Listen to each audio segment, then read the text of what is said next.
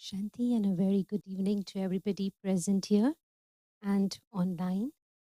And it's a pleasure for me today to welcome our special guest, Brother Ken and Brother Francis, who've come from Brazil. And Brother Ken has been with Brahma Kumaris for over 50 years now. And he's born in Australia, but at present he's in Brazil. And he's been looking after the Latin American area of Brahma Kumaris from 1979, right? And he has developed a lot of courses and guided a lot of individuals in his life and worked with major global companies over 29 countries.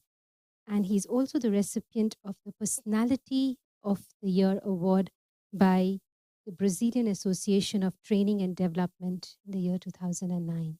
So today he's with us and he's going to share his insights, his experiences, and his wisdom on a wonderful topic about how we navigate between the fine line between confidence and ego. So I'll not take much time.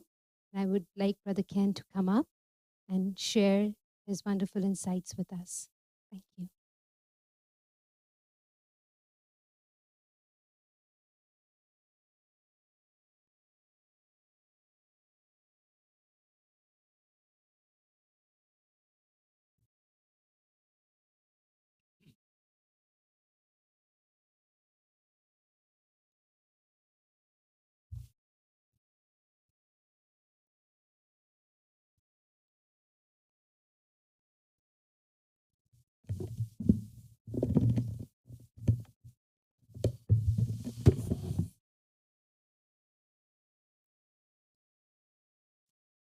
Right. Good evening. I'm Shanti.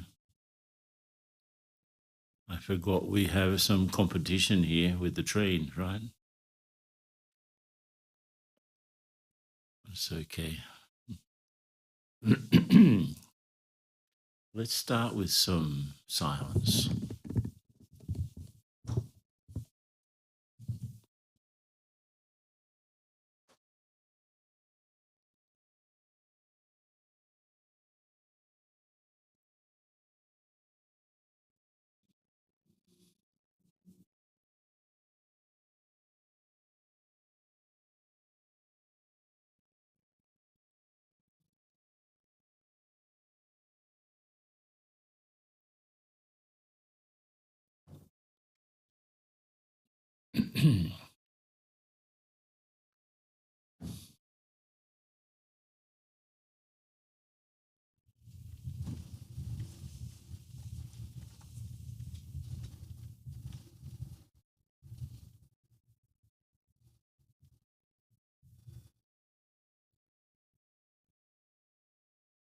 So just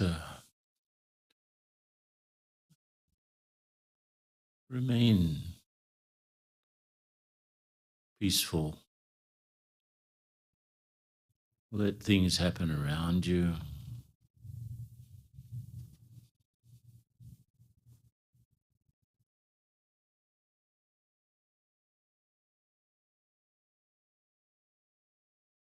We can hear the sounds. We've still got our eyes open where we can see things.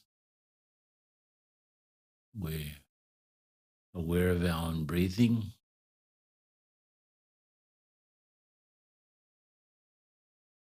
And we're aware of something else very important.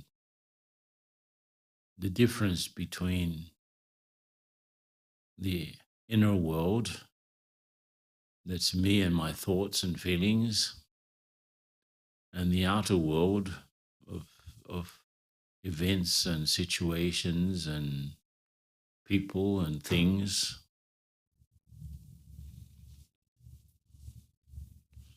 World of sound and movement.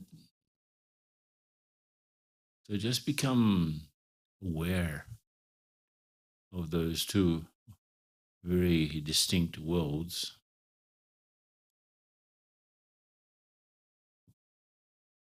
And in the same way that you're sitting on your seat, try to visualize a subtle seat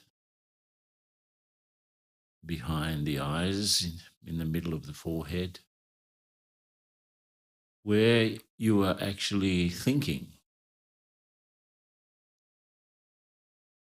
where all of the information comes from your senses and from the things outside, where you keep your memories and feelings, where you make your decisions.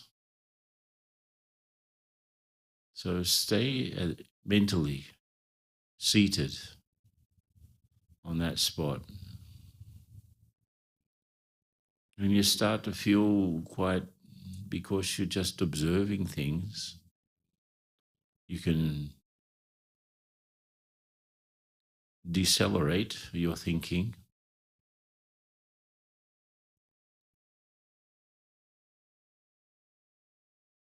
Because you're not jumping around, you can feel your own peace.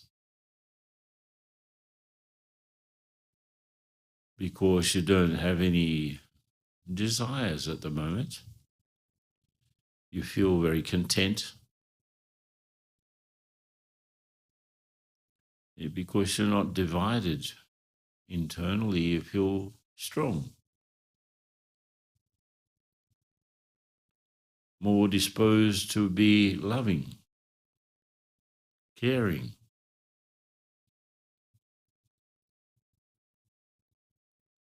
So stay mentally seated and let the world happen around you.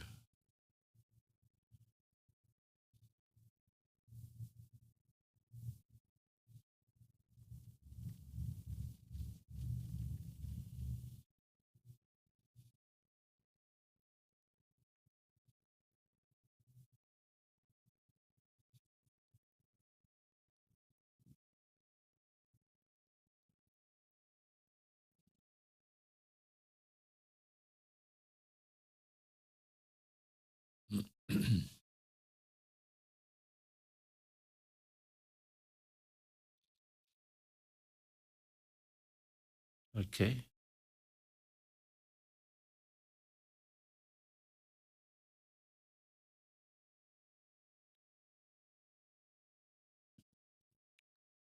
I don't know where they got this topic from, but it certainly made me think a lot. The first thought that came to mind was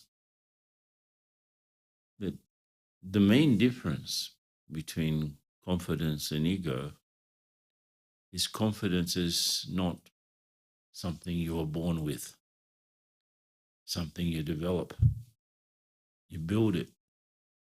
Whereas ego may be something that you were born with. Sort of, it's like, it's a difficult thing, especially for people who are from Greece, because the word ego in Greek means I. It's exactly ego. Ego means I in Greek. So it could be the good I, the conscious I, and it could be the one that's not very conscious at all. And I was thinking, for some reason, I was thinking about my own journey. And when I was around 15,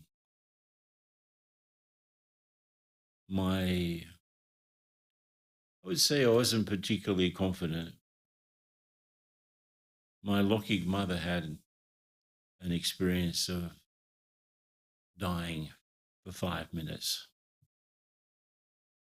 My physical mother. And she was doing an operation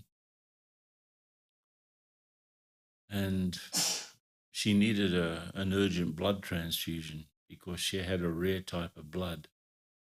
Couldn't get it.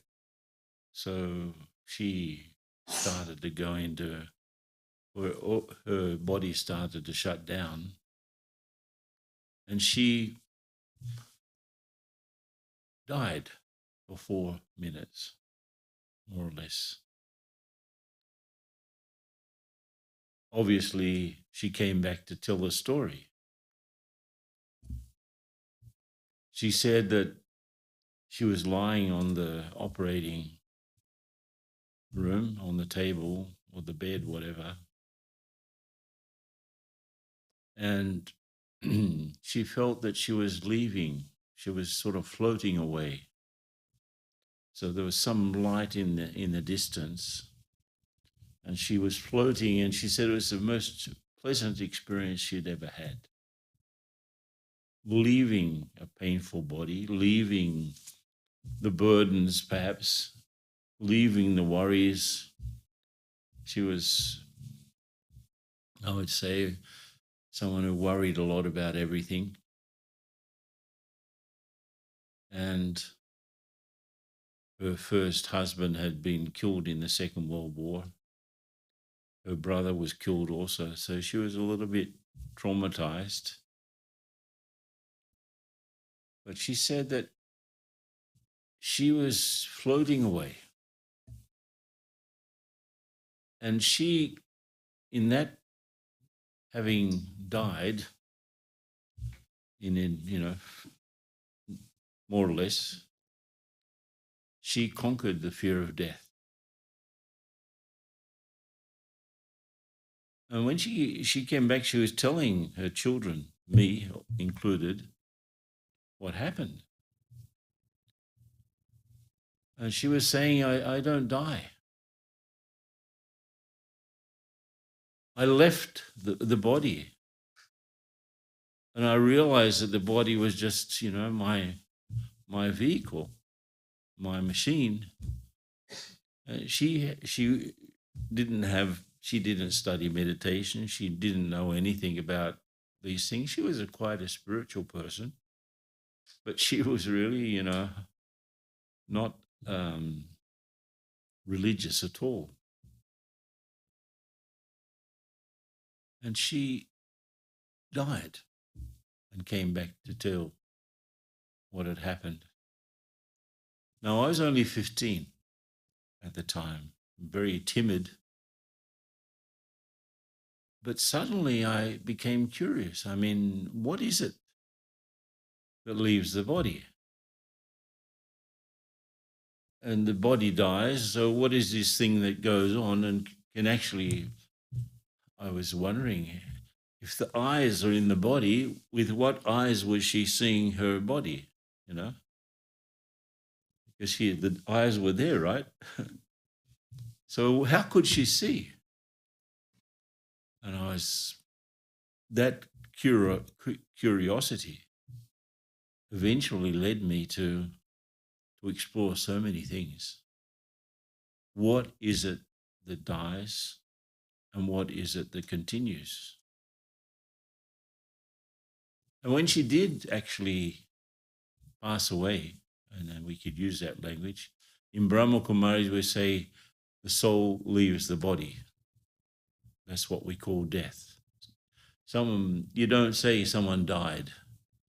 You say such and such a soul left his or her body. And so this is what happened to her. And I started to search. And I'm telling this because it was such a deep desire to find out about this particular thing, so that I could tell her, Mum, this is what happened to you. And she had so affected everyone in the family that when she did pass away about 20 years later, no one, absolutely no one, was crying at her funeral, at her cremation. Because in Australia, most people opt for cremation. So I'm from Australia, but I live in Brazil at the moment. But I started to look for answers. And that sort of pushed me forward to the extent that I wasn't particularly concerned about how I would get answers. I ended up going to a very good school. I finished my studies earlier than most. And when I was only 18, I left home. The day school, high school or college, whatever you call it, finished, was the day that I left home, because I wanted to get to know the world. I wanted to see the things. I wanted to get in touch with things. And of course, that's a bit like ego. I saved up some money. I studied, and then I worked at the same time. I saved up a bit of money, and I decided to go on a trip. And this is when my journey to become confident started. I was being pulled forward by this desire to understand things, true things. And on the other side, I didn't have very much money at all. And I left Australia to come to London, my land.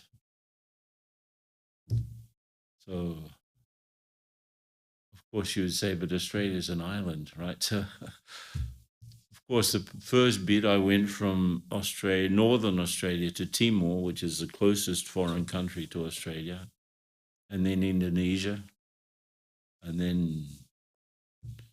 then Singapore, Malaysia, Thailand, Burma, India, Pakistan, Afghanistan, Iran, Turkey, and then Eastern Europe, Western Europe, England. It took me 6 months. So I had hardly any money, but things started to flow. I had this desire to understand the world, right? How things worked, and how what people believed, and what sort of practices they had. So I was getting this. I was completely unworried about how I would survive. Absolutely not worried. And I would say that was due to the growing confidence that I was after the truth and nothing could stop me. So it was a bit like more than just confidence, it was faith. So I was building up my confidence, you could say. As I said in the beginning, confidence is something you build. It's not something you have from the beginning. Confidence also has a lot to do with understanding your whatever talents or abilities you have and using them. Then when you see that you can use those abilities, you start to have confidence in them. It's a bit like learning to drive. You first time you sit behind the wheel, you don't even know what is what, right? Especially if it's a manual car, which is the clutch and which is the accelerator and which is the brake. And so you start to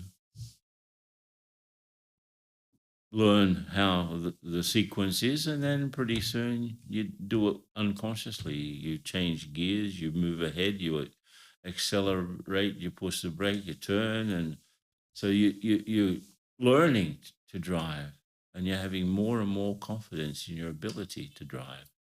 So this confidence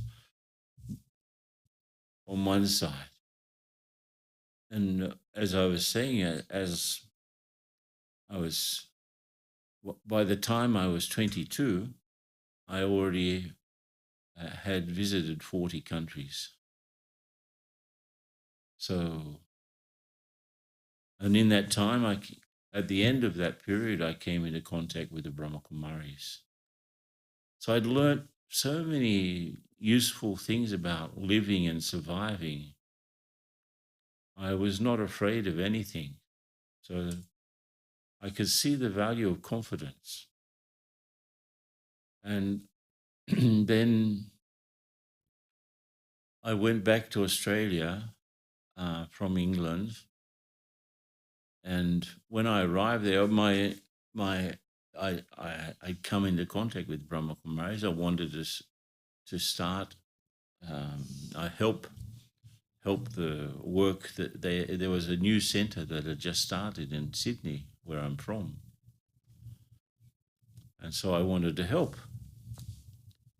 And I arrived there just a few weeks after I arrived. They closed the centre, so people. The brother who'd started everything, he was from London. He came back here.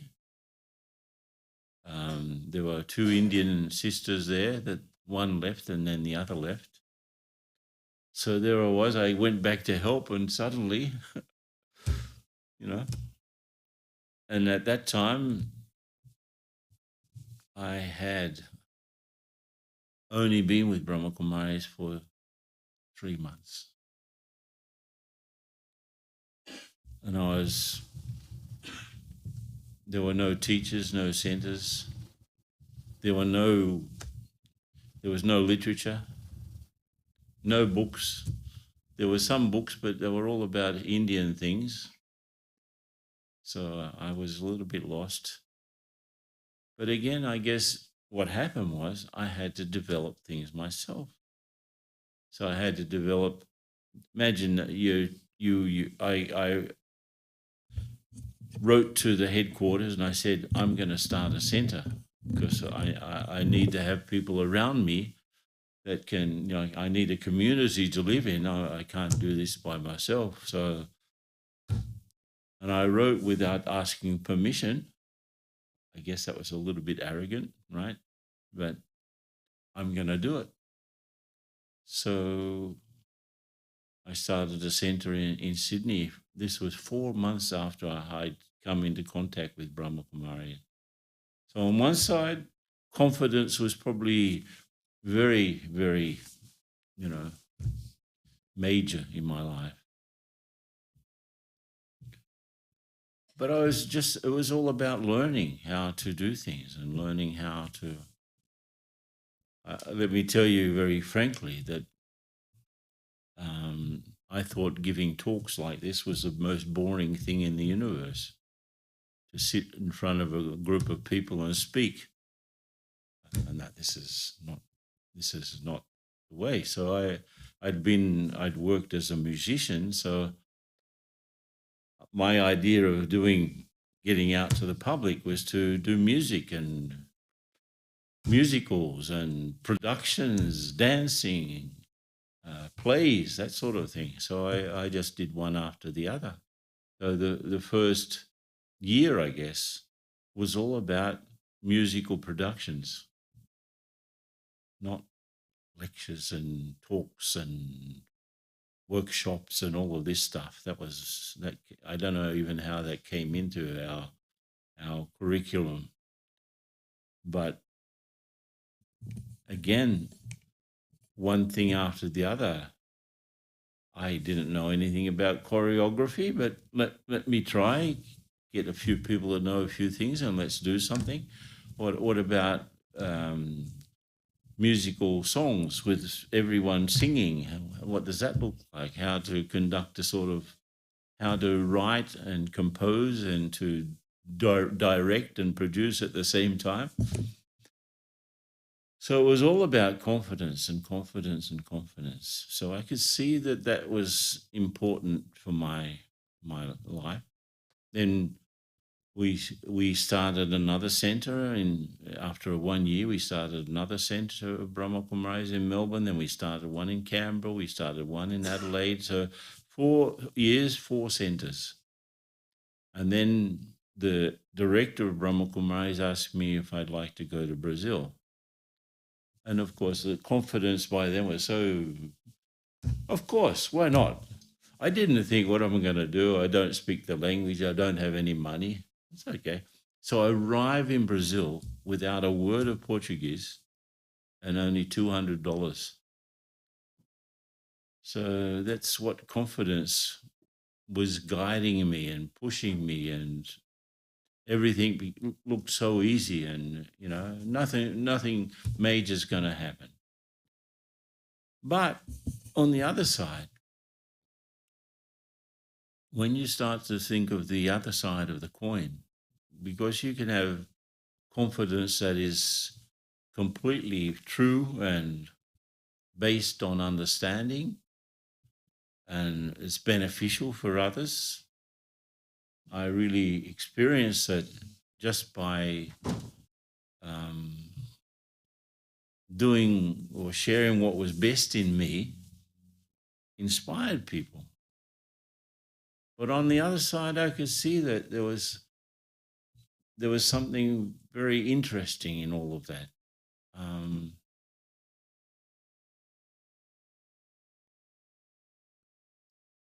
I always had a very good command of English. This was what taught me the other side of the coin. I had always a very good command of English. And I had as I said, a very good education. At university, I was sort of a student leader, and in the protests against the war in Vietnam and all sorts of injustices that were there at the time. So speaking in public was not a big deal for me by then. I could do it easy, So I'm sent to a country where I can't speak a word. It was very humbling. And when I started to speak, everyone laughed. Yeah, everyone laughed because I was speaking everything wrong. Even then, afterwards I had to learn Spanish as well, and that was even crazier because it's so close, and then you don't know which one is which. And when you're learning, I never did a class. I never did any formal lessons of Portuguese or Spanish. Never. It was all listening and repeating, listening and repeating. So I didn't know what. Sometimes I say things and people say, you can't say that. That's a swear word. How would I know that it's a swear word if something I picked up by listening, like a kid, right? So I had the experience of growing up again in a language where everyone laughed at me. And it was very humbling. So I could realize that, sure, I was confident I could do so many things, but there was a lot of ego there too. That's why I felt a little bit, these people were laughing at me. When I was learning Spanish, there's a story that I was in developing a program that we had in Peru. And I went there. Actually, I was invited we were doing this project called Global Cooperation for a Better World in the 80s. In the 90s, I think it was. And 80s, late 80s, yeah. Yeah? Around about that time, yeah. So I'd made incredible contacts, and in fact, I'd been invited by the president also to some program there, and a whole lot of people were invited from different places. And I was meeting with the ambassador for Guatemala in Peru. Such a funny thing. To give you an idea of how crazy it was. So the word for honor in Portuguese is honra. And the word for honor in Spanish is honor, right? So I'm meeting this ambassador chap, and what came out of my mouth was, "What a horror to meet you."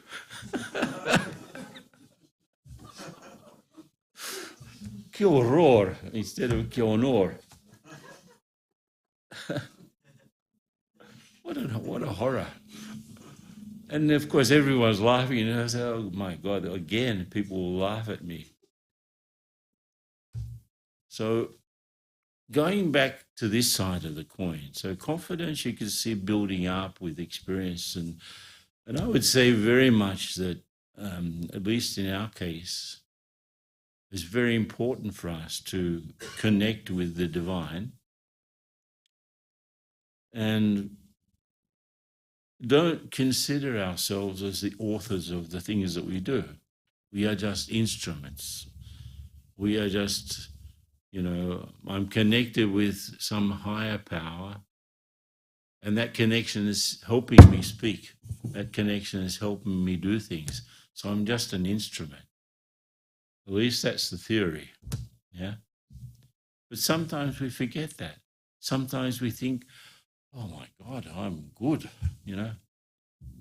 In fact, it's very interesting. The word for arrogance in Hindi is ahankar, which means aham is me, I. Kar is connected with action. So me and my actions, me and the things that I create. Look at me, And you probably know people who are so full of what they've done. Just a few years ago, I was in a conference in Delhi, in a big stadium. Sorry, big arena actually. And I was sitting. I had to speak in this event, and I was sitting in the front row. And this guy sitting next to me, I said, "Oh, hello, how are you?" And he started to talk about what people do talk about when they meet. What do people talk about when they first meet each other? What do you do, right?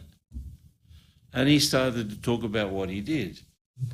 And he gave me his card. And on the card, it was his name, followed by about 10 letters, LDB, like his diplomas or whatever, his studies, his awards. I don't know what they meant, all of these letters. And then on the back of the business card was, from such and such a year, I was this, on such and such a year, I was that. And then I did this, I did that. It was like, on the business card, there was hardly any room for anything else except his CV,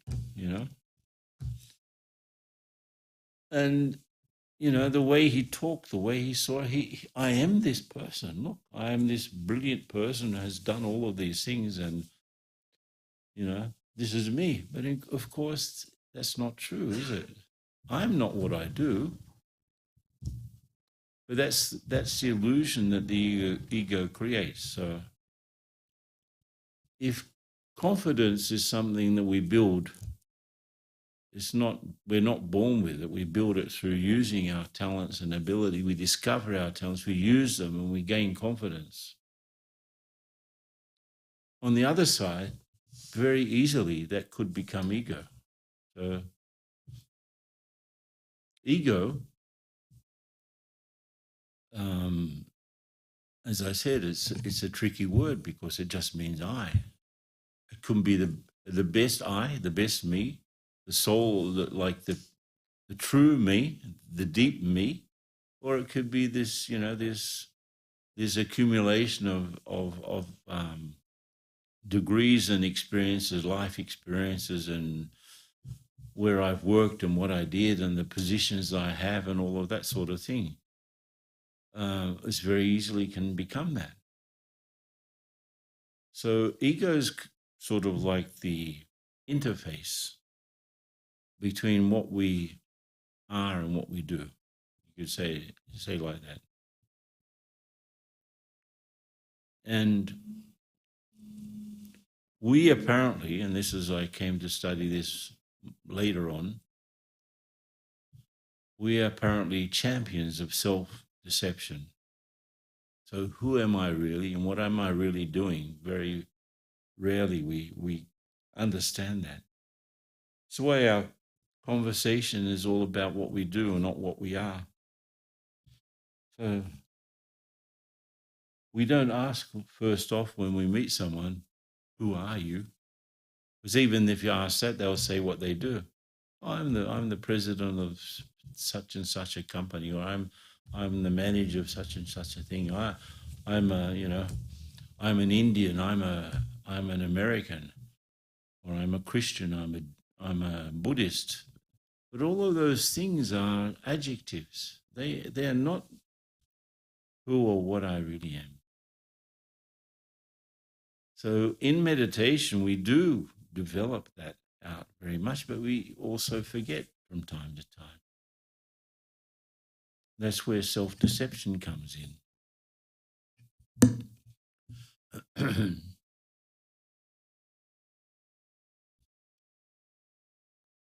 studies that they have done on self-deception, do you know that 80% of motorists think that they are better than average motorists? Think about that phrase. 80% of motorists are better than average.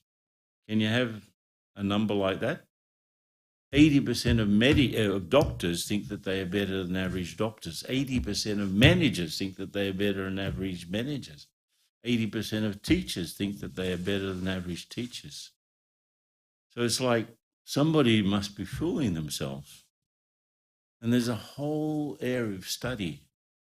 And it's like the fool's ego takes on something and fools the individual about what he or she is or what he or she is doing. And I was asked, this is must have been about 10 years ago, maybe 15. A Finnish company in Brazil, they are the biggest builders of ships' engines in the world, this company. They make ships' engines. You know, those big ships that carry petroleum and so on, huge tankers. The engine must be immense. And they make generators for oil platforms and things like that. So this company, their products, the waiting list is like 5-6 years. You're on a waiting list to get one of their engines or generators. And of course, a 5 or 6 year waiting list can help you get through any economic problems. There's some problems in the world economics, 5 or 6 years, it doesn't really matter. You've got your products already sold. And the woman from Human Resources called me and she said, can you develop a course on leadership and self-deception? I mean, what a strange request. What do you mean? She said, well, we've got everything okay, but the relationships are terrible between everyone. They fight all the time. So while the company's doing okay, the atmosphere is terrible. So can you help us out? And I said, what am I going to do? And this was interesting because I start to think about what could I do to help these people. And what I ended up doing was, and it taught me a lot about myself, because we all have what are called blind spots, right? That we don't know how we seem to others, you know. We don't know our impact on others. One question I ask people who who like to think that they are leaders or they're trying to become leaders, and it's all connected with ego. I ask them, are people happier when you arrive or when you leave?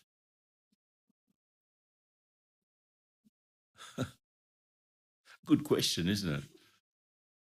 And they think, some of them don't know the answer.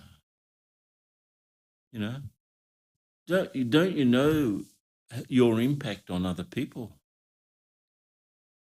But you leave a microphone in the room and leave the room. You've never noticed this about human beings. 3 people are talking, one of them goes away. Who did the other 2 people talk about? The one who left. Did you see what she's wearing? Did you see what he said? Did you see? We are terrible like that, and we think that this is normal behavior. So if the boss leaves the room, what do the people talk about? Oh my God, thank God he's gone. I hope when he goes on that business trip that he'll be away for 2 weeks so that we can have some off time. So some people have a terrible impact on others and they don't realize it. They do not realize it. That's what ego is. Ego makes us blind. Ego makes us blind. And so what I decided to do with the top management team of this company, I asked them, I wrote down, I started to think, okay, let's try to cover most human behavior. And I sent them, there were 10 of them in this top team. That was where the problem was. And I asked them to look at this list of adjectives. There are about 40 adjectives covering most types of behavior. Can you write down about yourself what you think that you have naturally of these 40 things, and what do you think you need to improve of these 40 things? So 4 on the list of what you have naturally, 4 things you need to improve. But also do that of every other member of the team. So what you think about this one, he's got these 4 things, but he needs to improve these other 4 things. So everyone did it of themselves and everyone else. And then I said, and this was in the days when emails were more popular than, they didn't have WhatsApp or anything like that. So social media and SMS and stuff was later than that. But they had emails. So everyone had to do an evaluation of everyone else and also of themselves. And I said, okay, you've got your list of the things that you need to improve and the things that you have naturally, you've got your list, but you've also got the evaluations of you by everyone else, right? Because everyone had to send them to everyone. So you had in front of you your own evaluation plus 9 others of you. Very interesting. Then I said to them, look at the list. And there were some deliberate synonyms, that things that were similar to each other, so that you could cancel out. And they started to, the things that are on your list but are not on anyone else's list, both what you have naturally and what you need to improve, those are the things that you are blind about. Like, they're on your list, but no one has pointed those things out. So they're the things that you're blind about. The things that are on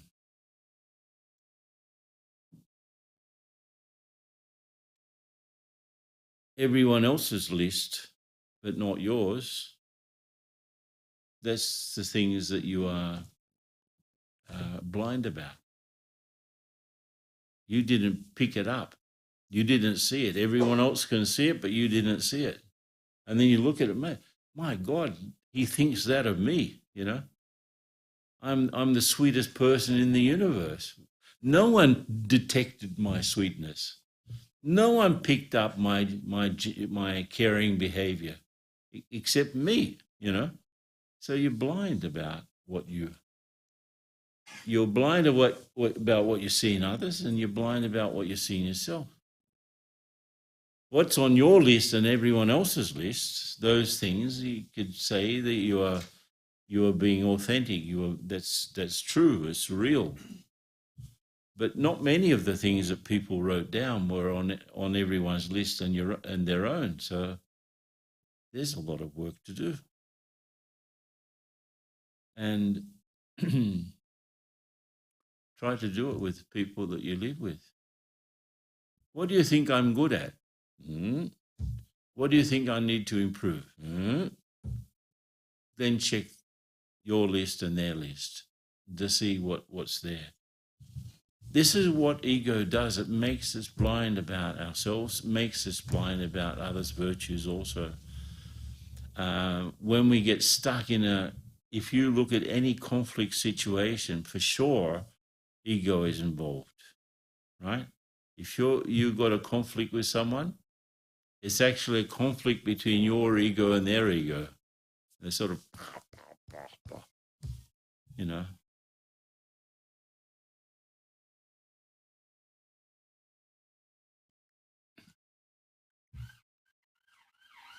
Somebody's having a hard time. I was remembering how to illustrate this to people. And I've been to many conferences and congresses, and I feel humbled because, you know, I'm not there because I'm great.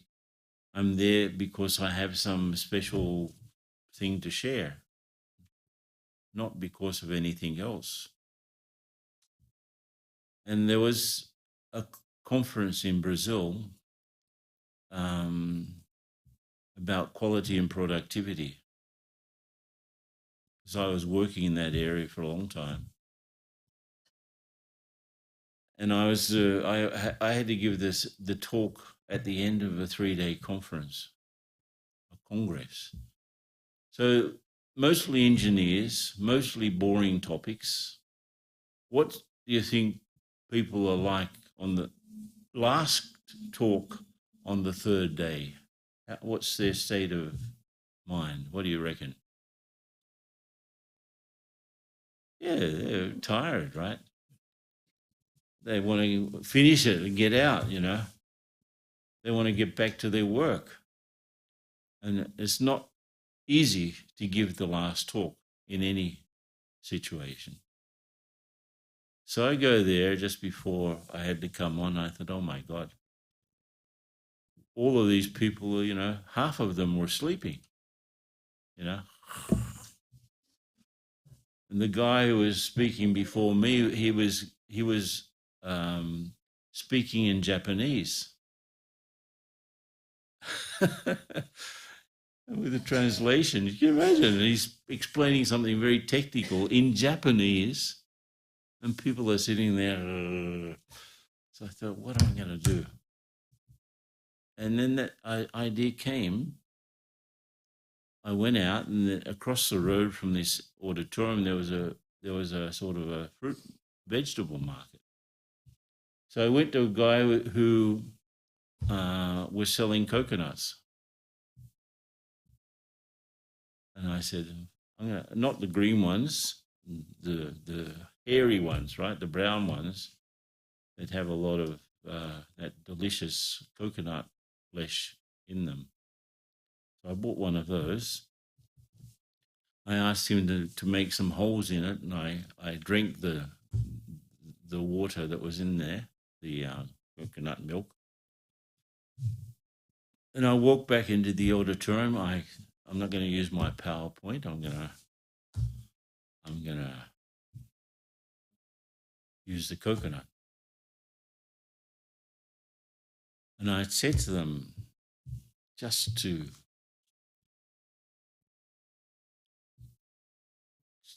the idea had come in my meditation what to do. And I said, imagine you are children from Siberia. You've never seen one of these, coconut. And I ask you, what do you think it is? Well, it's a hairy ball, right? Or it's I don't know, bulma, head or something. And if I told you that inside there's this delicious white flesh and the delicious milk, you wouldn't believe me, right? So what would I have to do with a coconut to prove it to you? So I apologize to the organizers. The stage was made out of marble, by the way, so I'd already thought it out. I got the coconut. I laughed. Then I started to pick up the pieces and distribute them to the people. And the first objective was achieved. People woke up.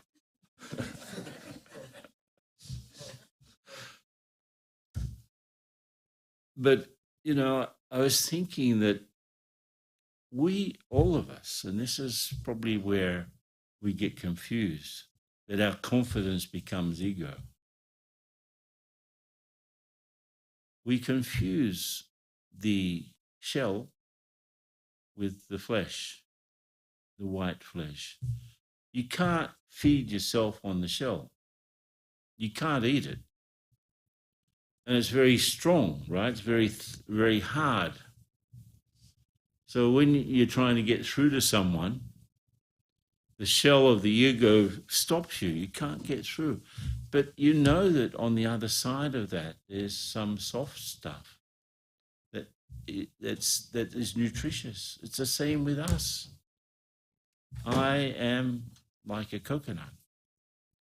I have the soft white part, which are my qualities. And I have the hard shell, which is sort of covering it. But because I can't see the soft white stuff, I think that I'm just the shell. So when there's a conflict, it's just the shells of a coconut bashing against each other. And neither one realizes there's actually internally we're very similar. So look at all of the people here, different faces, different ages, different CVs, right? Different resumes, different work experiences, different, I guess, nationalities also. There's a few nationalities here. In the car that we came, there were 4 nationalities and 4 people, right, in our car. So ages, genders, social background, educational studies, professions, all different. But what do we have in common? The white part. All of the other things, all of the differences are the shell. That's the shell. And if I can see my white part, and I see the white part of others, then I can, that's the basis of communication. Because the word communication comes from Latin also, communicare, which means to share the common. What do I have in common with someone? So if you don't establish what you have in common with someone, you can't communicate, right? You can't. You'll talk, but it's probably 2 monologues. You don't connect. So if I can connect with my deeper part, I can definitely connect with the deeper part of others. Then I can go beyond my own ego, all of the great things I've done and all of the, what I've achieved, blah, blah, blah. I can go beyond that, and I can really connect with someone else because, in essence, he's very similar to me. So we are all similar, and it's great. When we meditate, we remember that and we celebrate that. And it's the experience of that that helps me to be more humble and not to destroy my confidence by being over egotistical about it. Okay? So let's have some meditation. Huh? Oh, you got questions? Okay, maybe. Anyone got any questions? I mean, today I just told a few stories, basically. There's one question from our online viewers. And the question is, in the era of information overload and widespread awareness on various topics, how can one safeguard oneself against self-deception? Can you say that again? I didn't understand the question. The question Maybe is, I have to adjust to the accent. In the era of information overload, too much information, too much awareness on various topics, I can get information everywhere about myself. But how can I safeguard myself against self-deception? Okay. Well, the only thing what the ego does will make the truth look false and make the false look true. That's what ego does. That's the job of ego. But if I see the difference between what I really am, which is a soul, I am a spiritual being going through this human existence. My qualities are actually spiritual ones and may not be evident in the way that I live my life. I just have to focus on what I have, which is real and true and is something durable that lasts, right? All of the things that I have a piece of paper that says I'm a PhD, right? I've seen people with PhDs that, you know, we had a guy here in England, actually, when I was doing this leadership training. Someone said he was appointed to be the in charge of a group of environmentalists to set up a policy for the next 20 years for the European Union environmental policy. So he was asked to do it. He had PhD, but if you call his house at that time, there's an answering machine that says, "Who are you and what do you want?" So he's brilliant, right? PhD in his area, but you can even talk to him. That's right. So we convinced him to do this course. He did the course. He changed the message. I'm joking here, but practically it was like this. The new message was, who are you really and what do you really want?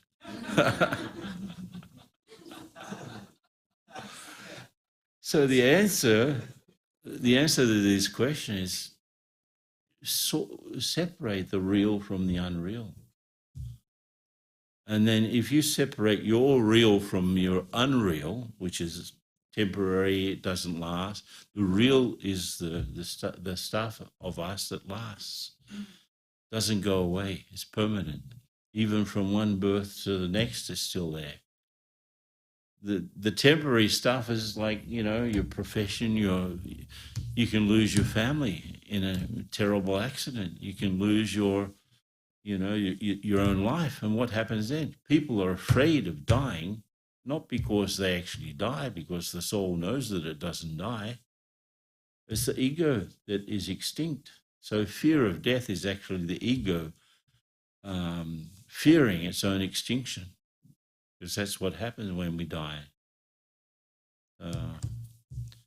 Separate the real from the unreal. Okay? What else? Okay. Do you have any? Don't make it too hard. I'll try my best to make it hard.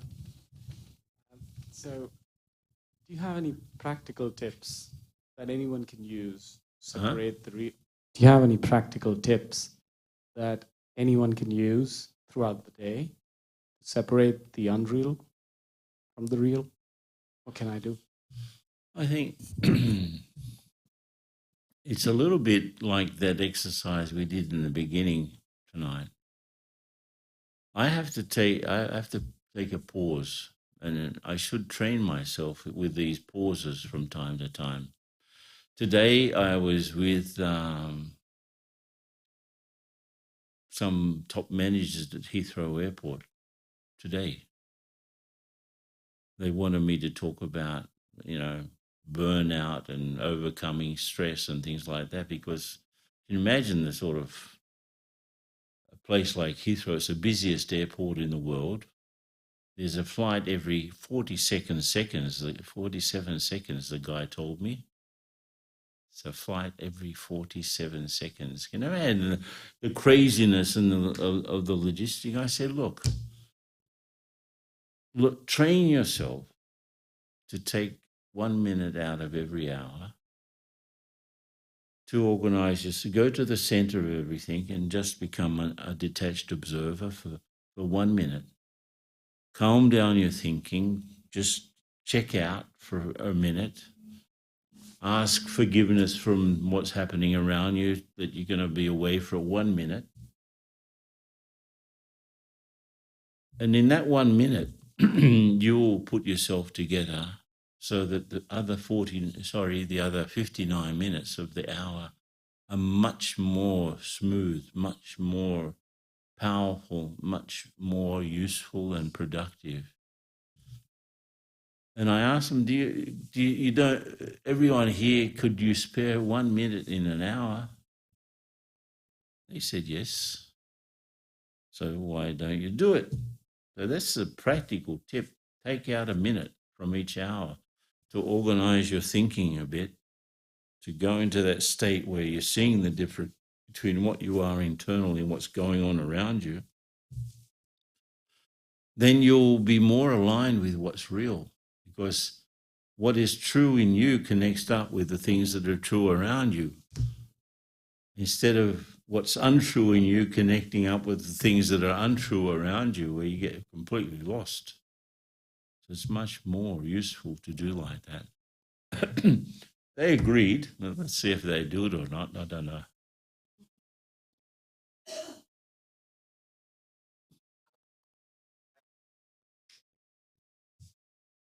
Yeah, you can do the meditation courses. It'll help you. Yeah. Hi. Hello.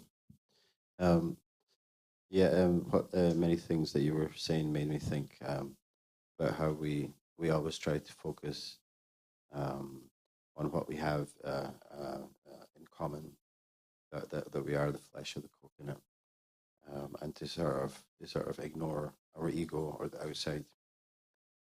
Would you also say that it's also most interesting to experience our differences while we are here with this ego for this short period of time? Is that maybe a big part of life, to explore our differences and to not be afraid of the ego? Yeah, we shouldn't be afraid. Yeah. I think you're right.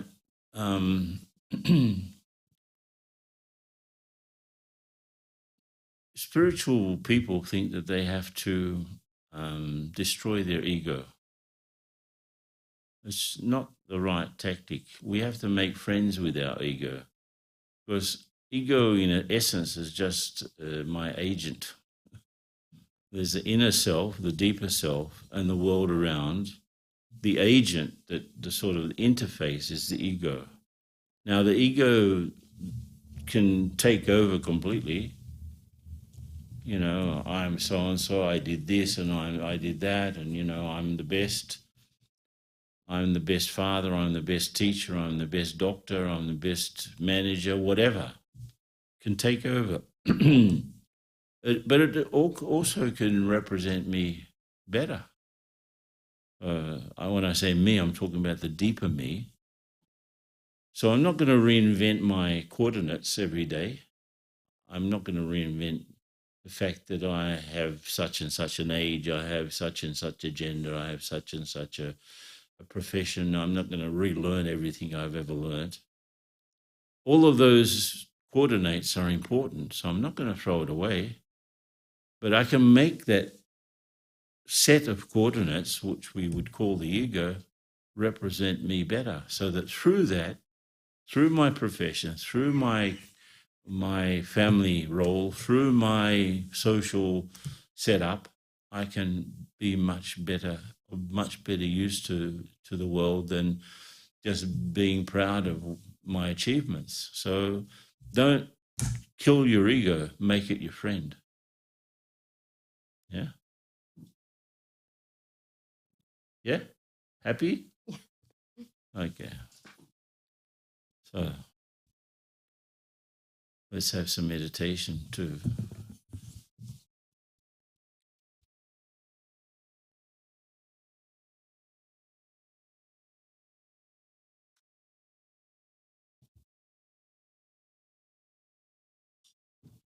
Again, just go into that state where you can see the difference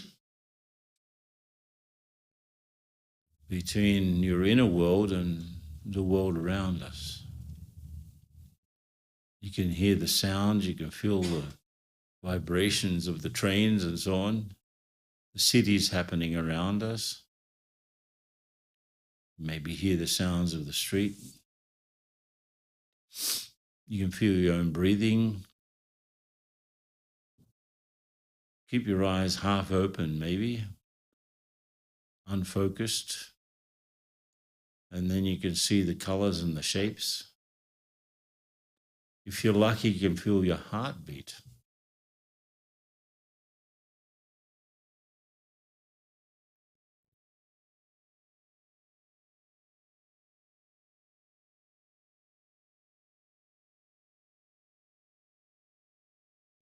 So who am I really, at a deeper level? Sure, I've studied such and such a thing. I work in such and such a profession.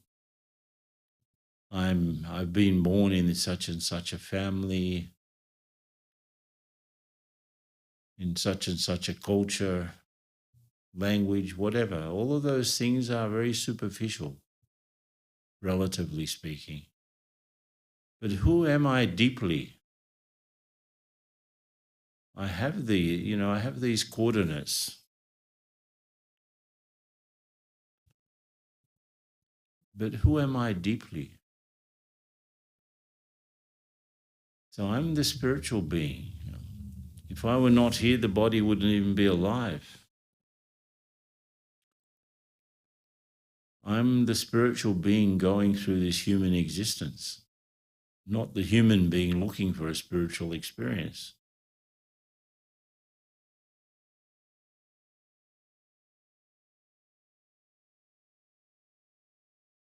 So I'm this spiritual being. Actually, my connections are beyond here. I existed before this body. I will continue. I exist during the life of the body, and I continue existing after it. I was never born, actually. The body, yes. I will never die. The body, yes. But I'm this spiritual energy giving life, not only to the body, but to whatever I do through it. And when I remember that, I also remember my connection to a dimension beyond here, where the divine source, the one we call God or Allah or Jehovah or Shiva, whatever the name we call, that one has a connection. I have a connection with that one. that one has a connection with me. The soul. I am the soul. I am the child of that one in a way. So I remember this spiritual sun, like I'm a flower opening my mind to catch that light. So on one side is the world happening around me, on the other I'm connected up with the source. And I've become a sort of a spiritual lighthouse, radiating those qualities also. So I remember that in fact I am peace. I have a body that it has a certain age and gender and background. I have roles that I've developed. In the developing of my roles, I developed confidence or not. But I'm not any of that. I'm not any role. I'm the actor. I'm not the body. I'm the soul. I have a body.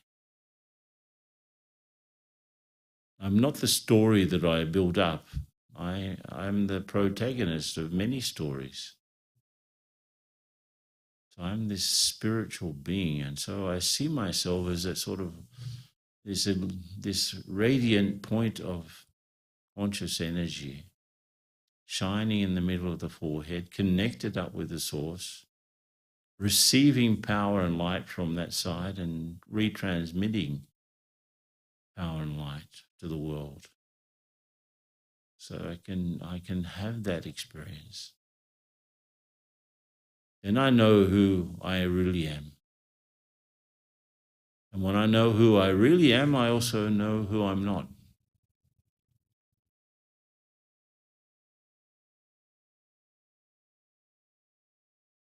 So just stay in that sense of self-identity for some moments more.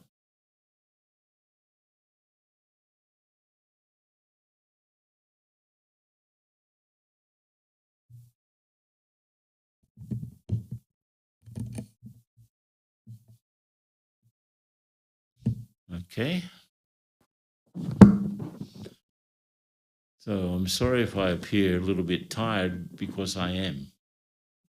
Because I arrived from India last night. That's 5 hours ahead. So what does that make it now? 8 o'clock? It makes 1:30 in the morning. So imagine giving a talk at 1:30 in the morning. Thank you so much. Yeah, thanks. Does he look tired? Not really. Does he sound tired? No, you're full of energy and you brought us into energy as well. What's giving me energy is the connection. Otherwise, I would be sort of here dead. And exactly what Brother Ken is saying, he has put it down in this book called The Pathways to Higher Consciousness. And it's a wonderful book of his experiences and allowing us to build that connection with the higher self. So once again, thank you so much, Brother Ken, for coming and giving a talk at 1:30 a.m. And thank you to all the online viewers. We've got more than 200 people watching online. So a big thank you to them. Yes. And everybody who's present here today. Just a couple of announcements before we say good night and goodbye.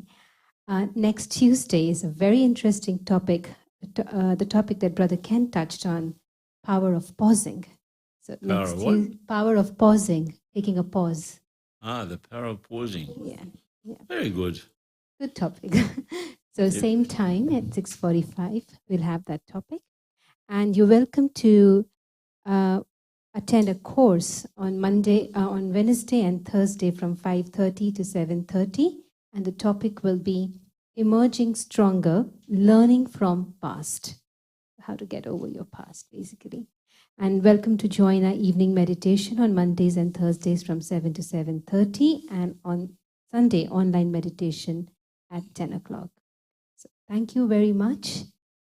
Do explore our shop on your way out, and have a good evening with full of confidence and freshness. Om Shanti. Thank you. Good night.